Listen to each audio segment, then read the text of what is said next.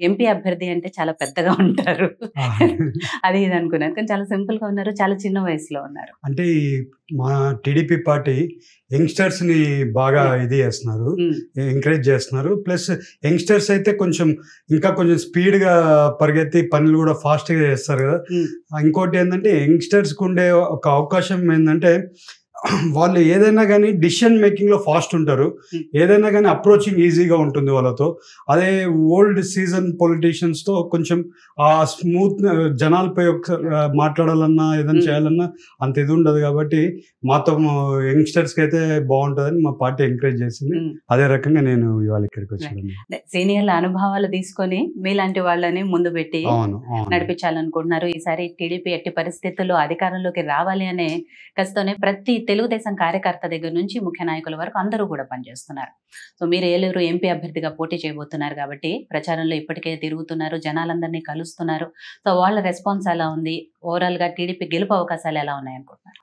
మేము ప్రచారం స్టార్ట్ చేసామండి. టోటల్గా 7 కాన్స్టిట్యున్సీలు అప్పుడే ఆల్మోస్ట్ ఒక అందరినీ టచ్ చేసాం. అందరు కూడా చాలా వెల్కమింగ్ ఉన్నారు. ఈ గవర్నమెంట్కి ఇప్పుడు ఉండే వైఎస్ఆర్సీపీ వాళ్ళకి ఏం పనులు చేయలేదు కాబట్టి మనలతో టీడీపీ గవర్నమెంట్కి ఈసారి ఎట్లైనా టీడీపీ గవర్నమెంట్ తీసుకొని రావాలని చాలా అగ్రెసివ్ ఉన్నారు.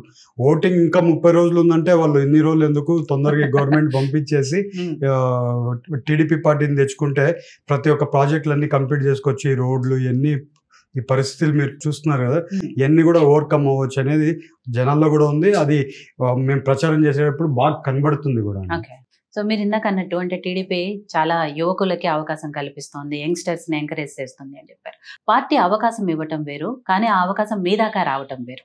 సో యంగ్స్టర్స్ అందరూ కూడా ఆడుతూ పాడుతూ తిరుగుతారు. అండ్ ఆల్రెడీ మీరు ఇండస్ట్రీస్లో వాటిలో వర్క్ చేస్తున్నారు కాబట్టి లైఫ్ హ్యాపీగా గడిచిపోతుంది, అలా చేద్దాము అనుకున్న వాళ్ళే ఎక్కువగా ఉంటారు యువకులు. కానీ మీరు అలా కాకుండా రాజకీయాల్లోకి రావాలి, ప్రజాసేవ చేయాలి అనేది ఎందుకు వచ్చింది? అఫ్కోర్స్ మీ ఫాదరు రాజకీయాల్లోనే ఉన్నారు కాబట్టి దాని ద్వారానే మీకు ఆ ఆలోచన వచ్చిందా? లేదు మీకు పర్సనల్గా ఇంట్రెస్ట్ ఉందా? ఏం జరిగింది?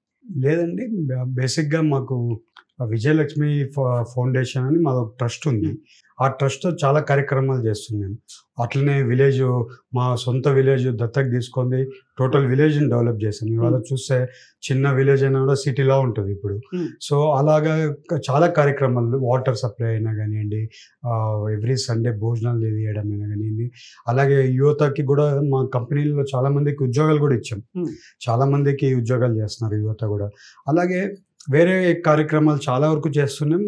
అలాగే చంద్రబాబు నాయుడు గారితో మాకుండే పరిచయం అయినా కానివ్వండి, లోకేష్ గారితో ఉండే పరిచయం అయినా కానివ్వండి, వాళ్ళకి నా ఐడియా తెలుసు.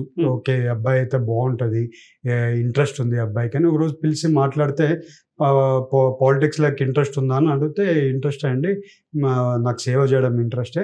అట్లా మా సిఎస్ఆర్ యాక్టివిటీస్ ఉంటాయి, చాలా వరకు సిఎస్ఆర్ యాక్టివిటీస్ కూడా చాలా చేస్తుంటాం.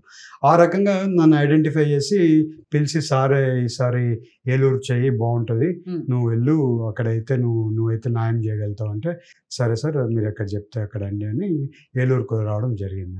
సో మీరు ఇందాకన్నా ఆ విజయలక్ష్మి ఫౌండేషన్ కానివ్వండి, లేకపోతే మిగిలిన మీ సేవా సంస్థలు ఏవైతే ఉన్నాయో వాటి ద్వారా మీరు చేస్తున్న ఈ సేవా కార్యక్రమాలన్నిటితో శ్రీమంతుడు అనే పేరు వచ్చింది మీకు.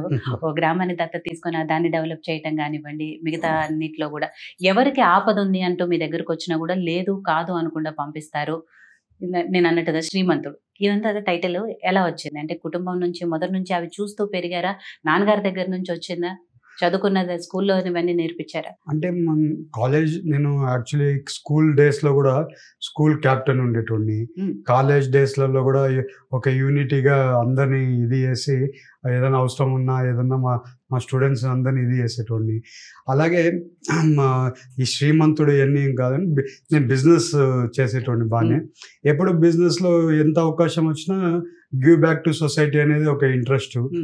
ఎందుకంటే ఎక్కడో చిన్న ఫ్యామిలీ నుంచి వచ్చిన వాళ్ళము.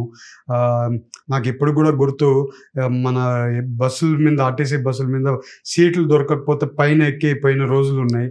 అలాగే మా అమ్మమ్మ ఊర్లోకి వెళ్ళినా ఎక్కడికి వెళ్ళినా కూడా ఒక జత బట్టలు కొనియాలంటే మాకు ఎంతో ఇబ్బందిగా ఉండేది వాళ్ళకి. అలాంటిది వాళ్ళకి ఏం పండితే ఆ పండిన వంటతోనే తినాలి వాళ్ళు. చాలా కష్టంగా ఉండేది. ఆవులు ఉండేటి, ఆవులతోనే జరిగేది లైఫ్ వాళ్ళది. మా అమ్మమ్మ అంటే మా మదర్కి వీళ్ళందరూ అవన్నీ చూసినాక మనకాడ మనం ఎంతో కష్టపడి పైకి వచ్చినాక మన దగ్గర ఉండే డబ్బులు గివ్ బ్యాక్ టు సొసైటీ చేయకపోతే, కష్టం ఉండేటోళ్ళకి మనం హెల్ప్ చేయకపోతే ఈ అదొక ఇది మాకు సొసైటీకి ఇవ్వాలి, ఏదో ఒకటి చేయాలనేది ఇంట్రెస్ట్ అండి. ఆ ఇంట్రెస్ట్ తోనే ఎప్పుడు కూడా ఇది చేసేటోళ్ళం. ఎప్పుడు కూడా పాలిటిక్స్ లో ఫాదర్ ఉన్నా కూడా నేను ఎప్పుడు కూడా ఈ పాలిటిక్స్ పోవాలనో ఏదైనా ఇది చేయాలనో ఏం ఇంట్రెస్ట్ ఉండేది కాదు. కానీ ఇంకా ఆపర్చునిటీ వచ్చింది ఆ రకంగా. ఇవాళ మీరు అంటున్నట్లు ఆ శ్రీమంతుడు అని ఊరికని టైటిల్ పెట్టారు, కానీ అదేం కాదు. నాటెడ్ గా మా చిన్నప్పటి నుంచి చూసిన ఇన్సిడెంట్స్ అన్ని కూడా చూసి ఆ ఇంట్రెస్ట్ కలిగి వచ్చాను పాలిటిక్స్. యాక్చువల్గా చదువుకునే రోజుల్లో ఏం అవ్వాలనుకున్నారు పెద్దయ్యాక? నేను యాక్చువల్లీ ఇంజనీర్ అవ్వాలనుకున్నాను అండి. ఇంజనీర్ అయ్యి పెద్ద కంపెనీ పెట్టాలి. మాకు ఇప్పుడు కూడా మా స్కూల్లో ప్రిన్సిపాల్ ఉండేది. ఒకరోజు ఆమె నన్ను చీఫ్ గెస్ట్గా పిలిచింది ఒక స్కూల్కి. సో అప్పటికెళ్ళా బిజినెస్ చేస్తున్నాను, బాగా ఐడెంటిఫైడ్గా తిరుగుతున్నాను. అదే సేమ్ స్కూల్కి సేమ్ ప్రిన్సిపాల్ నన్ను పిలిచి మళ్ళీ యాజ్ ఎ చీఫ్ గెస్ట్కి పిలిస్తే ఆ రోజు బాగా అనిపించింది. అట్లా స్కూల్ నుంచి నాకు ఇంట్రెస్ట్ ఏముండిందంటే ఇప్పుడు ఇంజనీర్ అవ్వాలి, పెద్ద కంపెనీస్ పెట్టి. ఇప్పుడు అవన్నీ అయిపోయినాయి. ఇప్పుడు నెక్స్ట్ ఏంటంటే పొలిటిక్స్ లోకి ఇన్వాల్వ్ చేశాను. ఇది నేను కావాలని చేసింది కాదండి, ఆటోమేటిక్ గా అట్లా జరిగిపోయింది.